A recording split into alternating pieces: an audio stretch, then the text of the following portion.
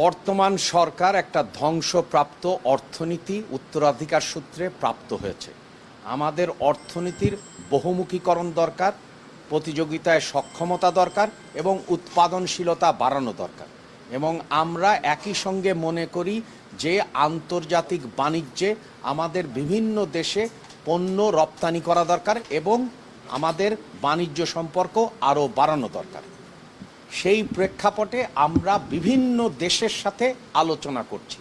সেই সূত্র ধরে মার্কিন যুক্তরাষ্ট্রের সাথেও আমাদের আলোচনা অব্যাহত আছে। যে চুক্তির কথা আপনারা বললেন, এই চুক্তি আমরা মনে করি, আমাদের সরকার মনে করে যে আমাদের যে কোনো চুক্তির প্রতি শ্রদ্ধাবোধ থাকা দরকার। চুক্তি যদি আমরা লক্ষ্য করি তাহলে দেখব যে চুক্তির ধারাগুলোতে আছে যে পর্যায়ক্রমে আমরা বিভিন্ন ধরনের কনসালটেশন করতে পারব।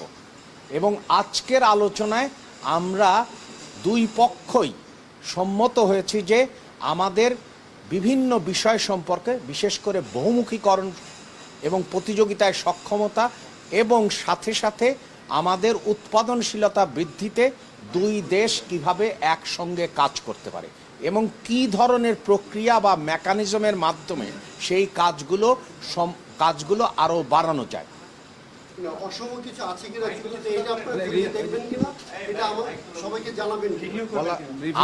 আমরা সবসময় বলেছি এবং মাননীয় প্রধানমন্ত্রী, আপনাদের যদি মনে থাকে, টাইম পত্রিকায় এই ধরনের একটা প্রশ্ন করা হয়েছিল এবং তিনি উত্তর দিয়েছিলেন যে প্রেসিডেন্ট ট্রাম্প যেমন তার জাতীয় স্বার্থ রক্ষা করে, তেমনি বাংলাদেশের প্রধানমন্ত্রী হিসাবে তিনিও বাংলাদেশের জাতীয় স্বার্থ নিশ্চিত করবেন এবং এটাই আসলে নম।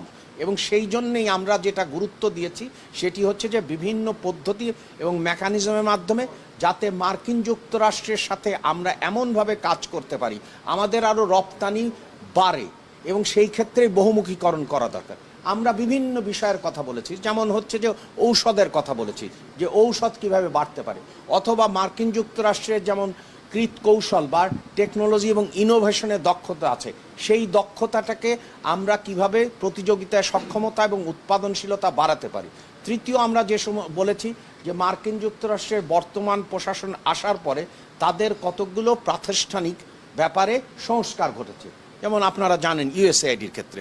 তাহলে আমাদের কি ধরনের মেকানিজম দরকার যার মাধ্যমে আমরা ইকোনমিক রিলেশনশিপটাকে, অর্থনৈতিক সম্পর্কে আরও বাড়াতে পারি এবং তার সাথে সাথে অন্যান্য যে আরও সম্পর্কগুলো আছে সেই সম্পর্কগুলো বাড়ানোর কিভাবে পদ্ধতি হতে পারে, সেটা নিয়েই মূলত আলোচনা হয়েছে যে আমরা চুক্তির প্রতি শ্রদ্ধাশীল, সাথে সাথে আমরা মনে করি বহুমুখীকরণ করা দরকার, উৎপাদন সক্ষমতা বাড়ানো দরকার এবং উৎপাদনশীলতা বাড়ানো দরকার। সেই জন্য আরও কি কি বিষয় নিয়ে আমরা ভবিষ্যতে কাজ করতে পারি।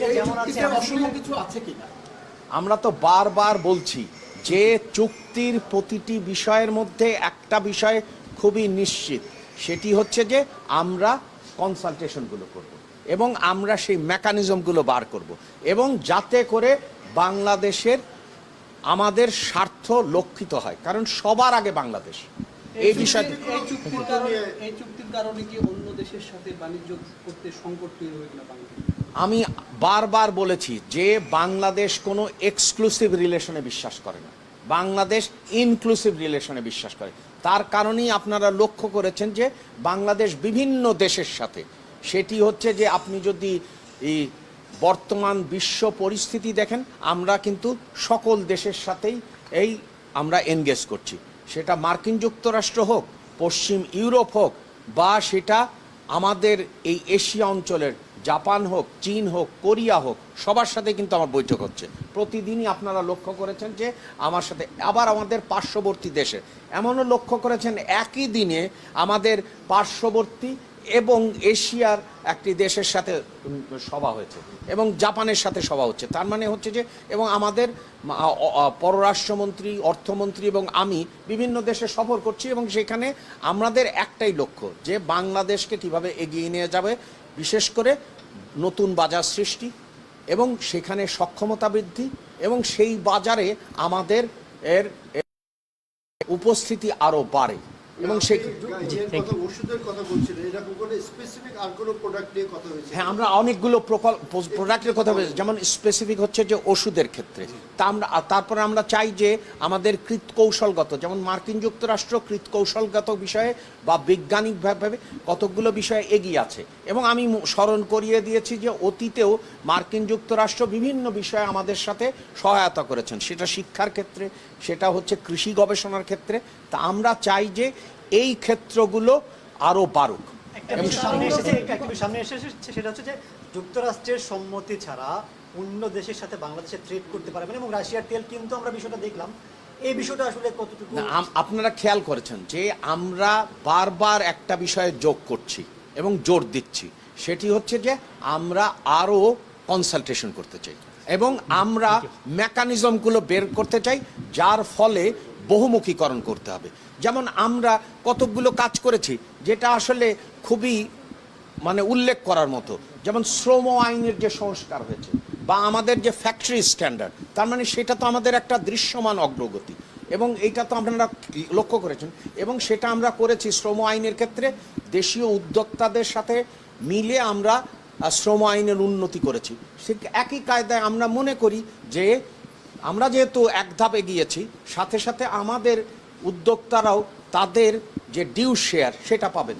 দেশের এই অর্থনৈতিক সংকটে এত তাড়াতাড়ি বা তাড়াহুড়ো করে বোয়িং বিমান কেন কিনা প্রয়োজন হলো? এই চুক্তির কারণে কি?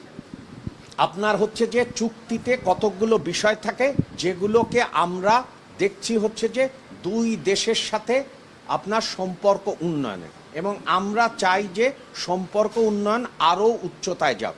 এবং সেই ক্ষেত্রে যেগুলো আমাদের প্রতিশ্রুতিবদ্ধ ছিল, কারণ নিয়ম কি যে যে কোনো রাষ্ট্র তার সাথে আন্তর্জাতিকভাবে বা দ্বিপাক্ষিকভাবে যে সমস্ত চুক্তি স্বাক্ষরিত হয়, সেই সমস্ত চুক্তিকে ইন্টারন্যাশনাল নর্ম কি আমাদেরকে অনার করতে হবে।